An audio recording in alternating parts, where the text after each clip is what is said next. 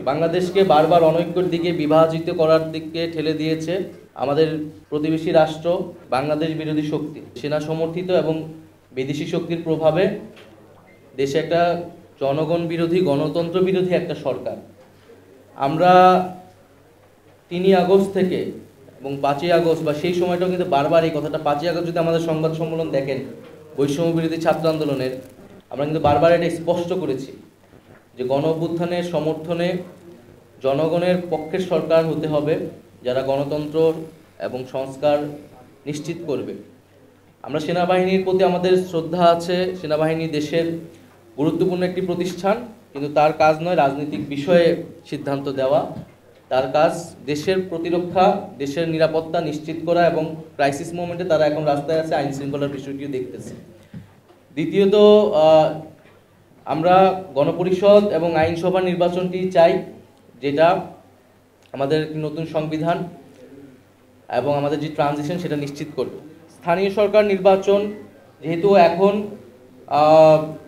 এই যে মেয়র বিষয় নিয়ে আদালতে বিভিন্ন ধরনের রায় আসতেছে এবং সেটা নিয়ে আন্দোলন এবং ধরনের বিশৃঙ্খলা তৈরি হচ্ছে, ফলে আমরা মনে করি যে অতি দ্রুতই স্থানীয় সরকার নির্বাচনের আয়োজন করা সম্ভব, এবং সেটার জন্য নির্বাচন কমিশন পুনর্গঠন করে স্থানীয় সরকার নির্বাচনের দিকে যাওয়া উচিত। আর ডিসেম্বর থেকে জুন যেই টাইম ফ্রেম দেওয়া হয়েছে জাতীয় নির্বাচনের জন্য প্রধান উপদেষ্টার পক্ষ থেকে, আমরা তো সেটা সমর্থন করেছি। আমরা বলছি যে তার আগেই যে জুলাই ঘোষণাপত্র, বিচার সংস্কার, এগুলার নিশ্চিত করে আমরা জাতীয় নির্বাচনের দিকে যেতে পারি। বাংলাদেশকে বারবার অনৈক্যের দিকে বিভাজিত করার দিকে ঠেলে দিয়েছে আমাদের প্রতিবেশী রাষ্ট্র এবং নানা ধরনের বাংলাদেশ বিরোধী শক্তি, যাতে বাংলাদেশ শক্তিশালী রাষ্ট্র হিসেবে গড়ে উঠতে না পারে, এ কারণে বাংলাদেশকে কখনোই ঐক্যবদ্ধ হতে দেওয়া হয়নি, এবং 5 আগস্টের পরেও সেই চেষ্টা অব্যাহত রয়েছে। আমরা দেখছি যে ভারতীয় মিডিয়ায় নানা ধরনের প্রচারণা চলছে, বাংলাদেশকে নিয়ে নানা ধরনের সেখানে অপপ্রচার চলছে।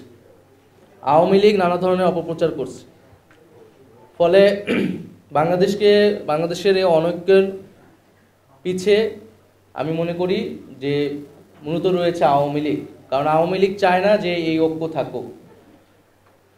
ফলে বাংলাদেশকে ফ্যাসিবাদ মুক্ত রাখতে হলে আমাদের সেই ঐক্যের জায়গাটা সবসময় ধরে রাখতে হবে।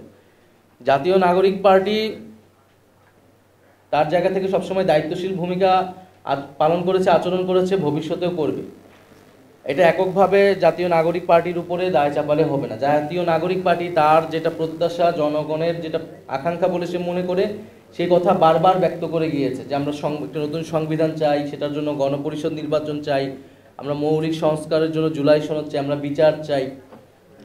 কিন্তু বিএনপি সবসময় নির্বাচনের কথা বলে গিয়েছে, একটা জাতীয় নির্বাচনই, কিন্তু শুধু একটা জাতীয় নির্বাচনই এই গণঅভ্যুত্থানের পরে আমাদের একমাত্র আকাঙ্ক্ষা না। এটা আমাদের অন্যতম আকাঙ্ক্ষা, ভোটাধিকার প্রতিষ্ঠা, কিন্তু একমাত্র আকাঙ্ক্ষা না।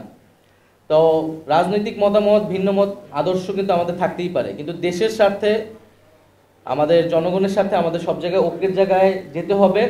আমরা এটা বিশ্বাস করি, এবং আমরা সেই জন্য যে কোনো সময়ের জন্য আলোচনার জন্য আমরা প্রস্তুত আছি।